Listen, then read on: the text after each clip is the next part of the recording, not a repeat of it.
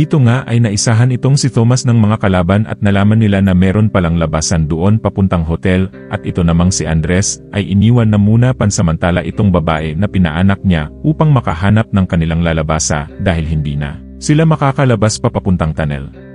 Dito nga ay naisahan itong si Thomas ng mga kalaban at nalaman nila na meron palang labasan doon papuntang hotel, at ito namang si Andres ay iniwan na muna pansamantala itong babae na pinaanak niya upang makahanap ng kanilang lalabasa dahil hindi na sila makakalabas pa papuntang tunnel.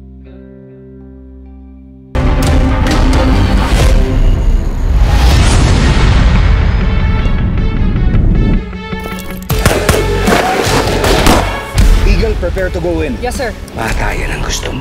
Patayan ang ibibigay ko sa'yo. Makikita ng mga kalaban niya na maling-mali ang ginagawa nila!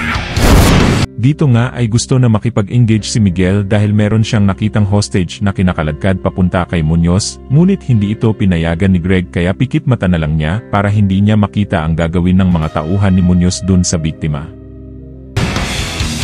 May kinakaladkad na babae sa 4th floor. Babae, siyang maghuhugas ng paglapastangan ng mga tao dito. Permission to engage. It's now or may madadamay pang iba. Jaguar, no. Habang pikit mata na lang itong si Miguel sa kanyang masasaksihan na karumal-dumal na gagawin ni Muñoz sa kanyang bihag, itong si Gab naman ay napapalaban na ng husto at nahihirapan ito dahil sa dami ng makakalaban nito, at itong namang si Max habang hinahanap niya ang iba nilang kasamahan ay nalaglag niya ang kanyang singsing at hinanap niya ito ng hinanap. At pinigilan na ito ni JB dahil kailangan na nila magmadali para ma-rescue ang mga hostages at baka meron pang ibang mamatay.